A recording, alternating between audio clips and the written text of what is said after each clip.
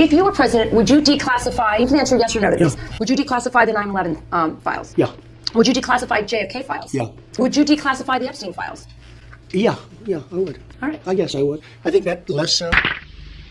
Listen, my children, and you shall hear the midnight ride of Paul. 3, 2, 1. We're back, ladies and gentlemen. Happy to bring to you Fancy Vagina Fridays, huh? It's always nice, isn't it? It's always nice. Here we go. Let's do some super chats and rumble rants. Does Locals facilitate a monthly subscription to the Jimmy Dore Show? Maybe a casual rate of $12 per month. Bums like me. It's a bit expensive subscribing to Jimmy Dore, Glenn Greenwald, and other channels all at once. I hear you on that one, Seamus, but that seems to be their business model right now. Individual subscriptions. Hey, what is it? Hey, Taya, Scott is a monster, and I hope he's fully vaccinated. Children's Defense Fund is not an anti-vax organization. Shake the Sheik, thank you for that reminder. Childhood vaccines make you an offer you cannot refuse. ED29H, thank you for that one.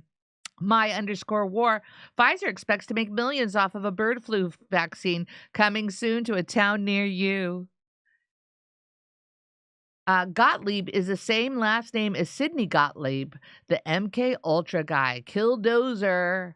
And by the way, Kurt, I'm reading Trance.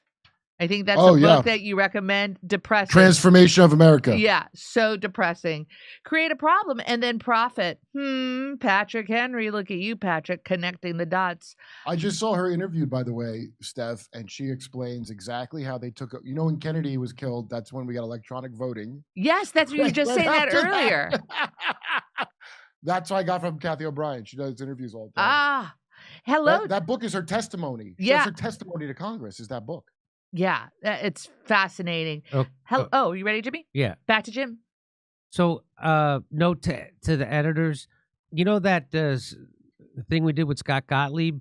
Could we put a teaser at the beginning? Put this as the teaser. And the COVID vaccine, the CDC is now saying that there has been enough cases of people who have had the vaccine, received the vaccine, and then suffered a stroke. The agency will now be investigating any potential links between the shots and the strokes in some of those patients. Okay, no big deal. We don't know what it is. So put that, can you put that at the front, like start the video with that, and then, you know what I'm saying. Okay, so I wanted to show you this. So this guy, Owen Jones, saw an interview with Joe Biden, and he's convinced that Joe Biden will go down in history as a monster, and Joe Biden kind of admits here that he's complicit in war crimes. Watch this. Joe Biden has admitted that Israel has committed grave war crimes. Not an exaggeration. This clip I'm going to show you should be treated for what it is. It is a confession of complicity in genocide. Take a listen. When I went to Israel, immediately after their attack by Hamas, 8 days later, whatever it was, and I told him we were going to help. And I said, but Bibi, I said, you can't be carpet bombing these communities. And he said to me, well, you did it. You carpet bombed, not his exact words, but you carpet bombed Berlin. You dropped a nuclear weapon. You killed thousands of innocent people because you had to in order to win a war. I said, but that's why we came up with the UN. New deals by which what we do relative to civilians and military. So that's also when we came up with the Geneva Conventions.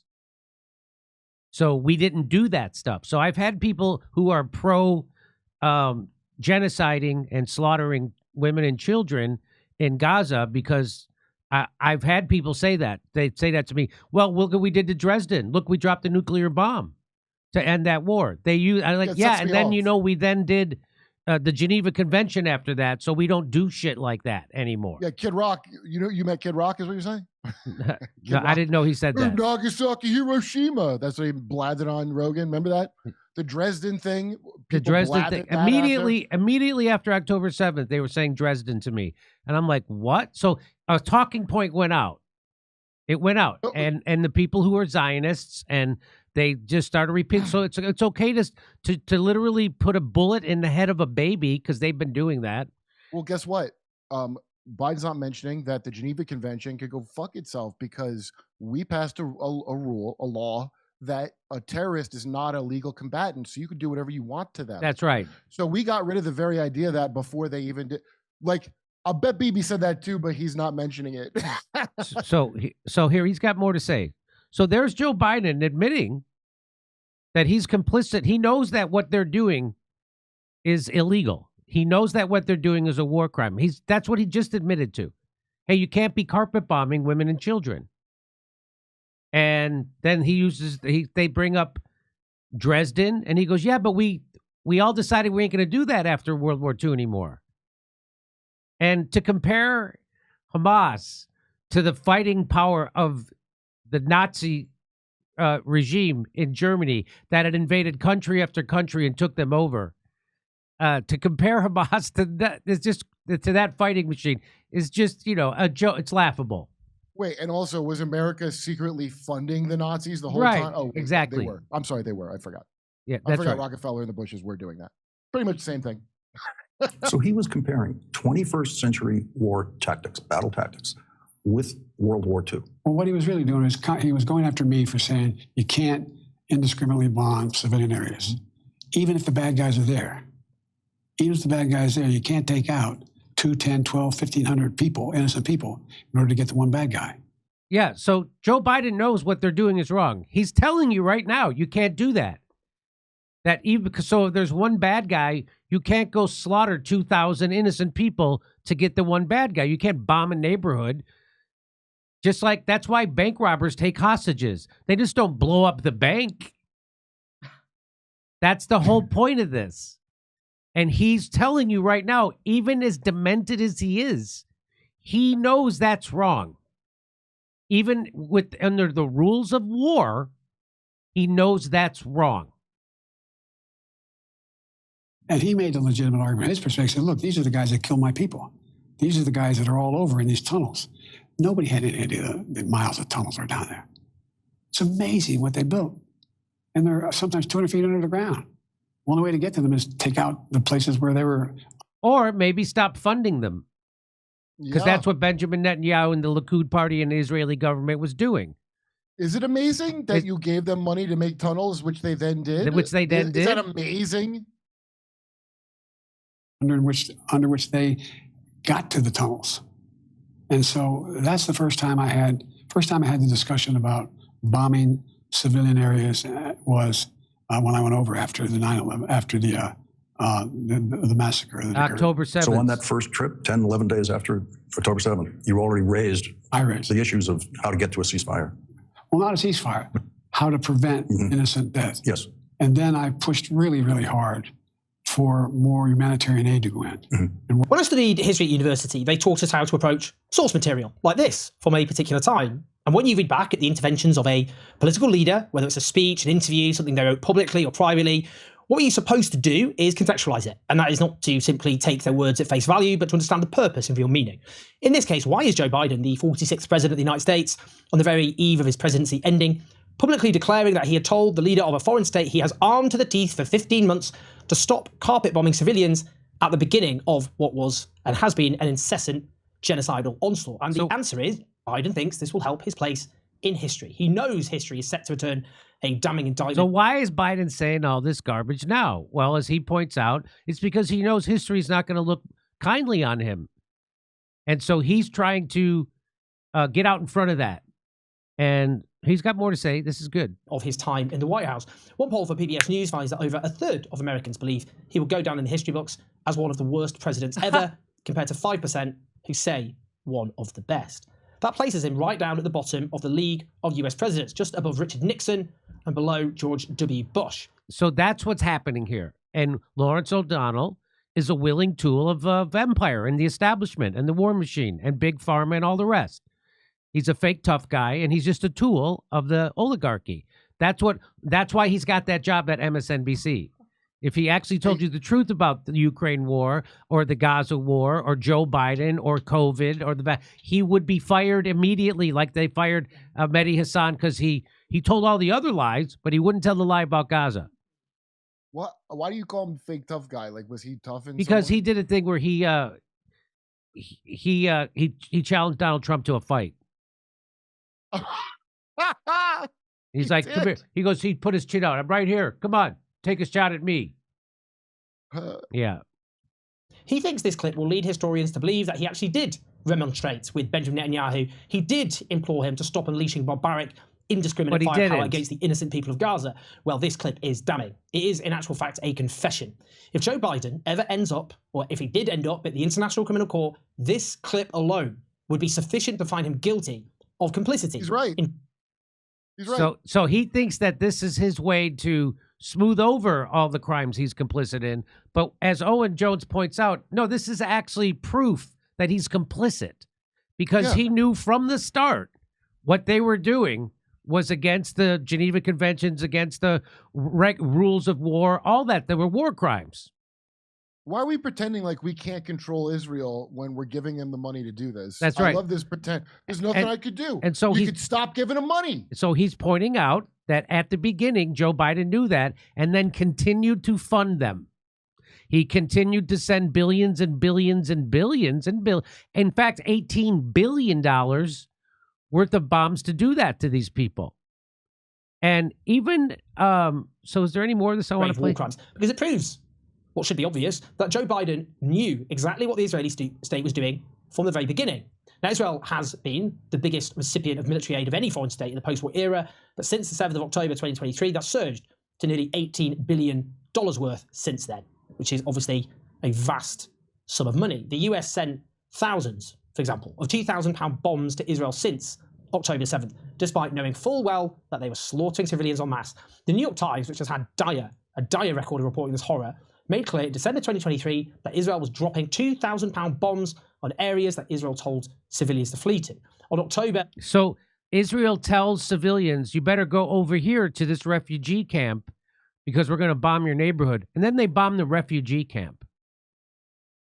And even Wolf Blitzer, who is an AIPAC tool, I think he literally worked for AIPAC. Even he was shocked to find out that they were doing this, that they would tell people to leave their homes, go to a refugee camp because we're going to bomb your home. And then they would bomb the refugee camp. Watch it. Here's Wolf Blitzer talking about it. Yes, I can. So these are pictures of a refugee camp where they dropped one of those 2,000-pound bombs. And Wolf Blitzer's like, wait a minute. You knew that you were dropping a bomb on women and children in a refugee camp, and you did it anyway to get one guy. Watch this. We were focused again on our target, a senior commander, Wolf, and we'll be updating you with more data as the hour moves ahead. But even if that Hamas commander was there amidst all those Palestinian refugees who are in that Jabalia refugee camp, Israel still went ahead and dropped a bomb there, attempting to kill this Hamas commander, knowing that a lot of innocent civilians, men, women, and children, presumably would be killed. Is that what I'm hearing? Yes. Yes. That's not what you're hearing, Wolf. We're focused on this commander, again, who you'll get more data who this man was. Killed many, many Israelis. We're doing everything we can. It's a very complicated battle space. There could be infrastructure there. There could be tunnels there. We're still looking into it, and we'll give you more data as the hour moves ahead. But you know that there are a lot of refugees, a lot of innocent civilians, men, women, and children in that refugee camp as well, right? This is the tragedy of war, Wolf. It's a tragedy of war. As you know, we've been saying for days, move south. Civilians that are not involved with Hamas, please move south. I'm just trying to get a little bit more information. You knew there were civilians there. You knew there were refugees, all sorts of refugees, but you decided to still drop a bomb on that refugee camp, attempting to kill the Hamas commander. By the way, was he killed? I can't confirm yet. I'll be more updated. Yes, we know that he was killed. About the civilians there, we're doing everything we can to minimize. I'll say it again. Sadly, they are hiding themselves within civilian population. They're doing everything. Yeah, we dropped a 2,000-pound bomb on a refugee camp, but we're doing everything we can to make sure that those civilians aren't dead. Well, what are you doing? Nothing. We're dropping bombs on them. That seems like the opposite of doing everything you can. Yeah, it is. Even Wolf Blitzer, he can't wait a minute. So you're just dropping bombs on refugee camps? Yeah, that's what we're doing. Even though you know there's women and children and refugees there, and you told them to go, yep, that's how we're doing this one. Yeah, I showed it on Rogan. And in my favorite part, he goes, well, did you get the guy? And he goes, I can't confirm that. Can't confirm that. We don't know if we got the guy. We even know if they got the guy. But but this is what they did. They dropped a bomb there. That's what they did. And here they are. Here's Michael, this guy. One of the craziest developments of this war is that a talking point clearly went out for Israeli officials to bring up the Allied firebombing of Dresden, 100% deliberate incineration of civilians, populations for no military purpose, as a precedent for Israelis' tactics in Gaza. So since we committed this war crime in World War II, they're allowed to do this now. They're allowed to incinerate civilians and drop 2,000-pound bombs on them. And that's Joe Biden admitting that he knew they were doing this and continued to fund it, which that, as Owen Jones points out, that enough right there would be enough to get him convicted at the ICJ. Jimmy, he has to fund it. He's being blackmailed. Again, why didn't he stop funding it? Because he can't. Anthony Blinken, because he can't. None of them can. This is a simple fix. It's not complicated. You stop giving them money and then they can't do this. That's all you got to do. I'm not going to give you all this money you use for this if you don't cut that shit out. It couldn't be more simple. But what's making it complicated? Because they have stuff on these people. Because they have blackmail on them. Because that great Israel hero, Jeffrey Epstein. That's right. The James Bond of Israel. You don't think the Mossad has a copy of Joe Biden's daughter's diary? Oh, they probably got video of it. That's right.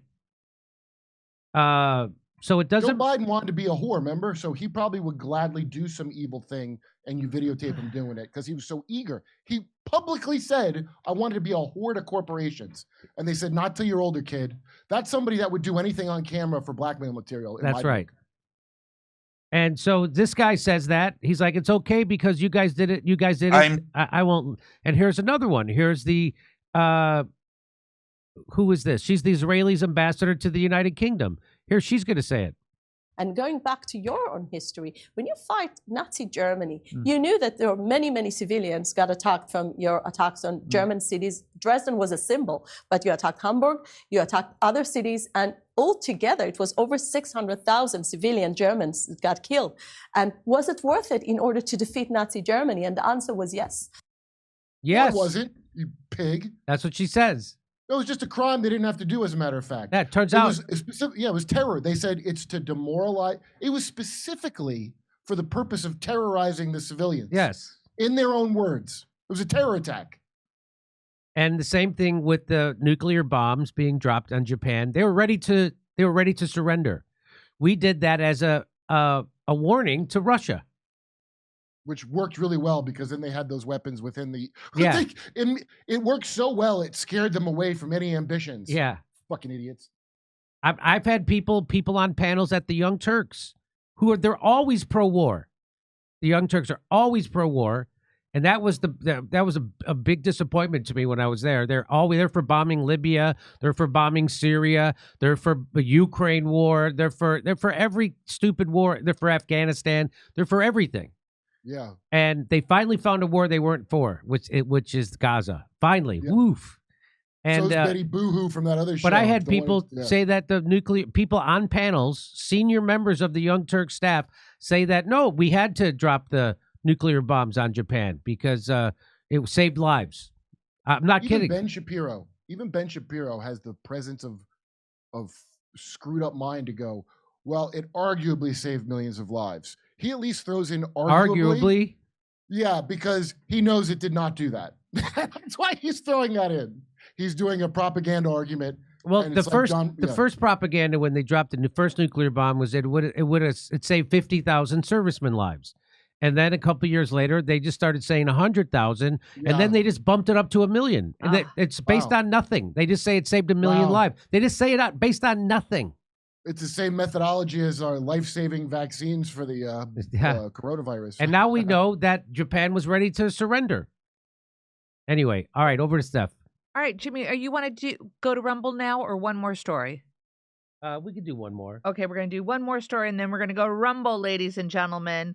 All right, here we go. This is so fascinating. This came in today, one of our first super chats. Savage says, Fauci lost his security detail today because Trump revoked it.